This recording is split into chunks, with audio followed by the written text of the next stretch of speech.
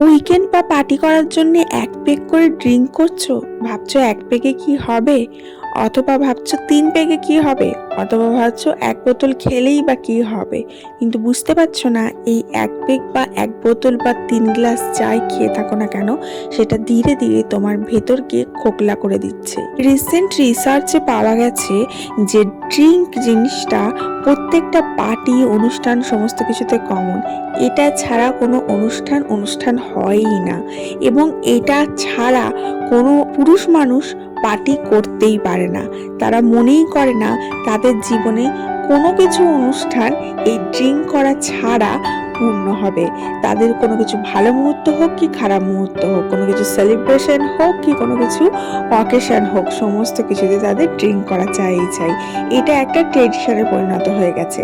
কিন্তু এই জিনিসটা আস্তে আস্তে ভেতরের মধ্যে মরণ রোগ সৃষ্টি করার জন্য দায়ী হচ্ছে, এবং ভেতরকে খোকলা করে দিচ্ছে, এবং ভেতরে বিভিন্ন জায়গায় জায়গায় সৃষ্টি হচ্ছে এক একটা রোগের দানা, এবং সেই রোগগুলো আস্তে আস্তে বিকট আকার ধারণ করে মরণ রোগ ক্রিয়েট করছে।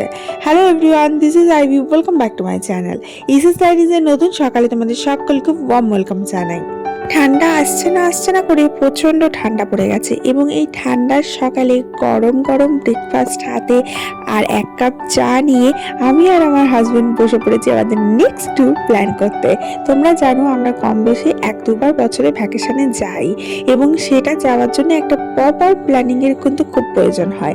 ছোটবেলা থেকেই আমি ঘুরে আসছি, আমার মা বাবার সাথে আমি মোটামুটি উত্তর ভারতের গোটা সমস্ত ঘুরে নিয়েছি, এবং তার সাথে সাথে আরো বিভিন্ন বিভিন্ন জায়গায় দীঘা, দার্জিলিং এই সমস্ত কিছু ঘোরা আছে। আর আমার বড় কিন্তু আরো বেশি ঘুরেছে, ওরাও কিন্তু দক্ষিণ ভারতে পুরো ঘুরে নিয়েছে। তো বিয়ের পরেই কিন্তু আমি ফার্স্ট দক্ষিণ ভারত যাই। তো এই সমস্ত যাওয়ার জন্য আমাদের মধ্যে একটা নলেজ ক্রিয়েট হয়ে গেছে যে একটা প্রপার প্ল্যানিং কিভাবে করতে হয়, এবং কোনো জায়গায় ঘুরতে গেলে কি কি বেসিক নিডস দরকার এবং কি কি বেসিক প্ল্যানিং দরকার। তো সেই জন্য আমরা একটা ছোটখাটো প্ল্যান করে কোনো জায়গায় ট্যুর করি, এবং প্ল্যানটা ভালোভাবে আগে থাকতে করি, এবং টিকিট, হোটেল সমস্ত কিছু নিজেরাই অ্যারেঞ্জ করি এবং যাই। কারণ আমরা কোনো ট্যুর ব্লগার নিই না, কারণ ট্যুর ব্লগারের আমাদের প্রয়োজন হয় না। যেমন বললাম, ছোটবেলা থেকে যেহেতু ঘুরে আসছি, তার জন্য আমাদের সেই নলেজটা হয়ে গেছে কোথায় কিভাবে যেতে হবে এবং কিভাবে ঘুরতে হবে। আর তার জন্য আমি আর আমার হাজবেন্ড এরকম করে বসে একটা প্রপার প্ল্যানিং করি, একটা প্ল্যান সাজাই, এবং দেখি যে কতটা কি কস্ট দাঁড়াচ্ছে, এক্সপেন্স কতটা হতে পারে, এবং তারপরে নিজেদের অনুযায়ী সেই প্ল্যানিংগুলো করি। অনেক সময় হয় প্ল্যান করি, যাওয়ার ইচ্ছা থাকে, সমস্ত কিছু ক্লিয়ার থাকে, কিন্তু কিছু কিছু প্রবলেমের জন্য হয়তো ক্যান্সেল হয়ে গেল, সেটাও অনেক সময় হয়, তখন খুব খারাপ লাগে। তার জন্য আগে থাকতে প্ল্যান করে রাখাটা একটা বলতে পারো যে প্ল্যান করলাম সেটা হলো না, তখন খুব খারাপ লাগা থাকে। অনেকে ওই জন্য তৎকালে প্ল্যান করে বেরোয়, তবে তৎকালে প্ল্যান করলে মানে এখনই প্ল্যান করছি আর তার 2-4 দিনের মধ্যে বেরিয়ে গেলাম, এই জিনিসটা একটু হেডেকে পরিণত হয়, যেহেতু কত ছোট বাচ্চা আছে। তার জন্য আমি প্রেফার করি যে যে কোনো জায়গায় ঘুরতে যাওয়ার আগে, এখন যেহেতু জানো 4 মাস আগে আমাদেরকে টিকিট বুকিং করতে হয়, না হলে টিকিট পাওয়া যায় না। তৎকালে টিকিট করলে তো আমি নিজের মন মতো টিকিট পাবো না। তার জন্য আমরা কি করি যে আমরা 4 মাস আগে থাকতে, যখন টিকিট কাটবো তারও আগে থাকতে আমরা প্রপার একটা প্ল্যানিং সাজাই। যাই হোক, আজকে না বেগুনের ভর্তা বানাচ্ছি। এই বেগুনটা কিনে নিয়ে এসেছিলাম, মেয়েটা স্কুলে গেছিলাম একটা কাজে, মানে ওদের পিটিএ তো পড়ি প্রায়। তো সেই পিটিএ অ্যাটেন্ড করতে যখন গেছিলাম, তখন ওদের পাশে দেখছি এরকম বড় বড় সাদা সাদা বেগুন বিক্রি হচ্ছে। আর দুর্গাপুরে পার্টিকুলার ওই বাবুর স্কুলে যাওয়ার জায়গাটাতেই বিক্রি হয় ওই বেগুনগুলো। অন্য জায়গায় দেখবে বেগুনি কালারের বেগুন বিক্রি হয়, কিন্তু এই সাদা আর বড় গোল বেগুনটা কিন্তু এই শীতকালেই পাওয়া যায়। তো ওই জায়গা থেকে আমি বেগুনটা কিনে নিয়ে এসেছি। দাম একই, খুব একটা বেশি তফাৎ নয়, একটু হয়তো বেশি, বাট এই বেগুনগুলো না পোড়া খেতে ভীষণ ভালো লাগে, এত মিষ্টি এর স্বাদটা না কি বলবো। তো ওই আমি ভালো করে সর্ষের তেল লাগিয়ে চারিদিকে কাট লাগিয়ে তার মধ্যে রসুন ঢুকিয়ে ওটাকে আমি পোড়াতে বসিয়ে দিয়ে এসেছি ধিমে আছে। অ্যান্ড ওটা হোক, আর তা করতে করতে আমি এদিকে ঘর ঝাড় মোছাটা কমপ্লিট করে নেবো। আর কি হবে, বেগুনটা পোড়ার পরে আমি অনেক সময় কি করি, বেগুন পোড়াটা মাখাবার সময় কাঁচা পেঁয়াজ, তেল, তোমার ধনেপাতা, লবণ এই সমস্ত দিয়ে মাখালাম। কাঁচা লঙ্কা অ্যান্ড অনেক সময় কি করি এটাকে ভর্তা বানিয়ে নিই, মানে বেগুন পোড়া একটা হয়, বেগুন ভর্তা একটা হয়, মানে বেগুনটাকে আধকাচা পোড়ালে নিয়ে তারপরে সেটাকে পেঁয়াজ রসুন লঙ্কা ভেজে তার মধ্যে সেটা বেগুনটাকে অ্যাড করে সেটাকে একটু ভাজা ভাজা করলে অ্যান্ড তার উপরে ধনেপাতা ছড়িয়ে সেটাকে নামিয়ে দিলে লবণ অ্যাড করে, তো সেটা একটা ভর্তা হয়। ওই রেসিপিটা খেতে আমার হাজব্যান্ড ভীষণ পছন্দ করে। আর আমার আবার বেগুন পোড়া যেটা কাঁচা তেল পেঁয়াজ দিয়ে মাখা হয় সেটা খেতে ভীষণ ভালো লাগে। তো যাই হোক, যখন যেটা মনে হয় তখন সেটা করি। তো আজকে ভর্তা বানাবো না, আজকে পোড়াটাই বানাবো, কিন্তু পোড়াটা মাখবার সময় কাঁচা পেঁয়াজ না দিয়ে আমি পেঁয়াজটা ভেজে মাখবো ঠিক করেছি, তাতে দুটো ইয়েই বজায় থাকবে। অ্যান্ড আজকে ঠিক করলাম এই টেবিলটা একটু পরিষ্কার করা যাক। অনেকদিন যাবত আমার মেয়ে তার রাজ্যের মানে স্টেশনারি দিয়ে এই টেবিলটা ভর্তি করে রেখেছে, দেখতেই পাচ্ছ। ও যত কালার বক্স ওর খেলার বক্স এই সমস্ত জিনিস দিয়ে এই টেবিলটা ভর্তি থাকে। তো এই টেবিলটা মাঝে মাঝে ক্লিয়ার না করলে না, পরিষ্কার না করলে না হয় না। তো আজকে ঠিক করেছি এটা একটু ক্লিয়ার করে দেবো। আর কি হয়, ঘরের ছোট বাচ্চা থাকলে তুমি যতই পরিষ্কার রাখবো বলো, পার্টিকুলার একটা জায়গায় নোংরা থাকবেই, কিছু করার নেই। নোংরা বলতে কি সেই ধুলো ময়লার নোংরা না, সেই নোংরা নয়, তাতে হচ্ছে মানে যে জিনিসটা প্রপার ভাবে অ্যারেঞ্জমেন্ট ওয়াইজ সাজানো থাকে না সেরকম যে জিনিস, মানে প্রত্যেকটা খেলনা কালার পেন্সিল এই সমস্ত কিছু ছড়িয়ে ছিটিয়ে থাকা, এই জিনিসটাকে বলছি। তো এই জিনিসটা আমাদেরকে অ্যাডজাস্ট করেই নিতে হবে যতদিন না বাবু বড় হচ্ছে। যখন ও বড় হয়ে যাবে তখন হয়তো ওর রুমে সমস্ত কিছু করবে, এই ড্রয়িং রুমটা হয়তো সুন্দরভাবে সাজানো যাবে। তো যাই হোক, তবুও তার মধ্যে থেকে আমি চেষ্টা করি যে প্রত্যেকটা জায়গা সুন্দর করে সাজিয়ে রাখার, গুছিয়ে রাখার, এবং ওকেও বোঝাই যে তুমি একটু গোছাবে। এই যে দেখো একটা ছোট্ট ট্রের মতো পেলাম, এটা ওর খেলনারই জিনিস, কিন্তু দেখছি একটা দিক ভেঙে গেছে। এবার এটা যদি আমি ওর খেলনার জায়গায় রেখে দিই কখনো ওর হাতে কাট লেগে যেতে পারে। তো তার জন্যই আমার এই জিনিসগুলো একটুখানি করে অ্যারেঞ্জমেন্ট করতে লাগে, যে এগুলো আমি অ্যারেঞ্জমেন্ট করে দিলে যেগুলো প্রয়োজন হলো না সেগুলো ফেলে দিলাম, যেগুলো প্রয়োজন হলো সেগুলো রেখে দিলাম, এরকম আর কি। মাঝখানে একটা ছোট্ট কথা বলি, যেটা আমি ভিডিও শুরুর প্রথমেই বলেছিলাম।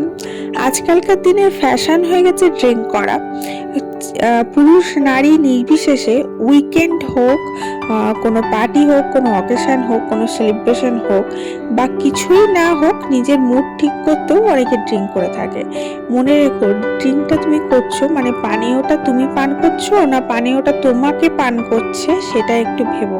কারণ তুমি তাকে যত না পান করে আনন্দ উপভোগ করছো, সে তোমার ভেতরে গিয়ে তোমার সমস্ত কোশিকাকে খেয়ে নিচ্ছে এবং তোমার মধ্যে কিন্তু একটা মরণ রোগের সৃষ্টি করছে। জানি এই কথাগুলো কারোরই ভাল লাগবে না, তবুও বললাম, কারণ ক্ষণে ক্ষণে আমাদের নিজেদের কর্মকাজগুলোকে একটুখানি চিন্তা ভাবনা করেই করা ভালো। যাই হোক, আজকালকার সমাজে তো এটা একটা কমন ব্যাপার হয়ে গেছে। কোনো পার্টি হোক, অকেশন হোক, কিছু ভাল লাগছে না, মুড ভালো করা হোক, এই সমস্ত কিছু ঠিক করতে আমরা তো এইগুলোর আশ্রয় নিয়েই থাকি। বাট এই জিনিসগুলোই কিন্তু আমাদের মধ্যে এত এত রোগের সৃষ্টি করছে। যাই হোক, আমি না এখানে টেবিল ক্লথটা কি পারবো বুঝতে পারছিলাম না। আমার কাছে না টেবিল ক্লথ ছিল না, তো আমার কাছে এটা একটা সুন্দর টাওয়েলের মতো ছিল যেটা ইউজ করা হয় না, তো সেটাকেই আমি টেবিল ক্লথ বানিয়ে পেতে দিয়েছি। দেখলাম পাতার পর বেশ ভালোই লাগছে, খারাপ লাগছে না জিনিসটা, অ্যান্ড টেবিল ক্লথের মতনই মনে হচ্ছে। আমার বর তো দেখে কিছু বুঝতেই পারিনি গো, যখন এলো তখন দেখে ও অতটা খেয়ালও করেনি, বুঝতেও পারিনি। যাই হোক, আমরা যেহেতু ঘরে থাকি তার জন্য আমাদের একটুখানি চোখের নতুনত্বর প্রয়োজন হয়, না হলে জিনিসটা বোরিং হয়ে যায়, সব জিনিস একই রকম দেখতে দেখতে। তার জন্য আমি কি করি, ধরো অত তো কেনা সম্ভব নয় যে প্রচুর আমার কাছে কালেকশন রইলো টেবিল কভারের। তো যেগুলো আছে সেগুলোই একটু নতুনত্বভাবে প্রেজেন্ট করার বা রাখার চেষ্টা করি। আর এখন বার করে নিয়েছি আমার রুম হিটারটা, কারণ এই শীতকালে আমার খুব রুম হিটারের প্রয়োজন হয়, কারণ আমি খুবই মানে শীতকে ভয় পাই, আমার প্রচণ্ড শীত কাতুরে আমি। তো গ্রীষ্মকালে যেমন আমার বরের এসি লাগবেই লাগবে, তেমন শীতকালে আমার হিটার লাগবেই লাগবে। তো হিটারটা এখানেই বাবুর টেবিলের মধ্যেই একটু ব্যবস্থা করে অ্যারেঞ্জ করে রাখলাম, কারণ সকালবেলাটাই আমার এই হিটারটা লাগে। কারণ আমি যখন সকালবেলা চা খাই না, তখন আমার প্রচণ্ড ঠান্ডা করে, বাকি অন্য কোনো সময় ঠান্ডা করে। মানে ভাবো ভোর 5টার সময় উঠে মেয়ের টিফিন বানাই, খাবার বানাই, তখন তখন আমার ঠান্ডা লাগে না, তখন আমি ফুল দমে কাজ করি। কিন্তু তারপরে মেয়ে চলে যাওয়ার পর একটু বসে এডিটিং করলাম, মোবাইল দেখলাম, তারপরে যখন চাটা খেতে বসি না, তখন আমার প্রচণ্ড ঠান্ডা লাগে, আই ডোন্ট নো কেন। তখন আমাকে হিটারটা চালিয়ে পা গরম করে চাটা খেতে বেশ মজা লাগে। অ্যান্ড দেন তারপরে আর চালাতে হয় না, তারপরে আর সারাদিন চালাই না। সন্ধ্যা টন্ধ্যার দিকেও কিন্তু আমার আর সেরকম ঠান্ডা লাগে না। এখানে না চিনিটা এনে রাখা ছিল, মাসে আমার মোটামুটি 3 কিলোর মতো চিনি লাগে। তো আমি ওটাকে এইভাবে অ্যারেঞ্জ করে রাখি, একটা বড় জায়গায় খানিকটা ঢেলে রাখি আর ছোট জায়গাটা আমি সমানে ইউজ করি। অ্যান্ড এই যে যেখানে বাকিটা রইলো সেটা এমনি কন্টেনারের মধ্যে ঢুকিয়ে রাখবো। তোমরা যারা ভিডিওটা দেখছো তারা কিন্তু অবশ্যই একটা লাইক করো, আমি মনে করিয়ে দিলাম। অ্যান্ড অবশ্যই ভিডিওটা একটু শেয়ার করে দিও। চ্যানেলটা এখনো পর্যন্ত সাবস্ক্রাইব করা না থাকলে অবশ্যই কিন্তু চ্যানেলটা সাবস্ক্রাইব করে নিও। এদিকে কাজগুলো সারতেই আমার কন্যা চলে আসবে স্কুল থেকে, এবং তারপরে চান টান করে পুজো করে লাঞ্চে বসবো। লাঞ্চ প্রিপারেশন আমি করে নিয়েছি, ঘরের কাজও মোটামুটি কমপ্লিট হয়ে গেছে। আর এইদিকে টুকটাক কাজগুলো বাকি রয়েছে সেটা সেরে নিচ্ছি। তার মধ্যে এই যে হাড়ির পর্ব একটা থাকে, যে সমস্ত বড় কন্টেনারের জিনিস থেকে ছোট কন্টেনারে আজরাতে হয়। আচ্ছা, এই চিনি রাখার কৌটোটা যেটার মধ্যে আমি চিনি রেখেছি, দেখে বলতে পারবে যে কত টাকা দাম হতে পারে? কি সুন্দর দেখতে না, ওপরে ওয়ানের মতো দেখতে। ভাবো, একবার মেলায় গেছিলাম, আমাদের এখানে লোকালে মেলা বসেছিল, মেলায় গিয়ে হঠাৎ করে আমার এই কৌটোটা দেখে খুব পছন্দ হয়ে গেল। তোমাদের দাম বললে তোমরা বিশ্বাসই করবে না যে এখনকার দিনেও এত কম দামে জিনিস পাওয়া যায়। তখন 20 টাকায় কিনেছিলাম, ভাবো, 20 রুপিজে। আর লাস্ট ইয়ার মেলার কথা বলছি, এবছরে এখনো পর্যন্ত মেলা ঘোরা হয়নি। যদিও এই শীতকাল মানেই হচ্ছে প্রচুর মেলা, প্রচুর উৎসব। তো মেলা এখনো যাওয়া হয়নি আসলে। একটা বড় জায়গায় যেতে চলেছি, তার জন্য মেলাটাকে এখন একটু অ্যাভয়েডই করেছি। কারণ যে কোনো জায়গায় যাওয়া মানেই তো একটা কস্ট ব্যাপার থাকে, তাই না? তো চলো এবার লাঞ্চে বসা যাক। সমস্ত কাজ কমপ্লিট হয়ে গেছে। লাঞ্চেই দেখো বেগুন ভর্তা, অ্যান্ড তার সাথে গন্ধরাজ লেবু, আর এখানে করেছিলাম ডিমের কষা, ডিমের কারি, যা কিছু বলতে পারো, ফুলকপি আলু দিয়ে একদম চাপ করে, যেমন আমার বরের পছন্দ। আমার আবার পাতলা ঝোলটা পছন্দ, কিন্তু সেটা তো বর পছন্দ করে না, তাই বরের পছন্দ মতোই করেছি। আর ছিল আচার। এই দিয়ে আজকে লাঞ্চটা সারলাম। তো চলো আজকে এখানেই বিদায় নিচ্ছি, দেখা হচ্ছে কালকে। তোমরা সবাই ভালো থেকো, সুস্থ থেকো, হ্যাপি থেকো। Love you all, by.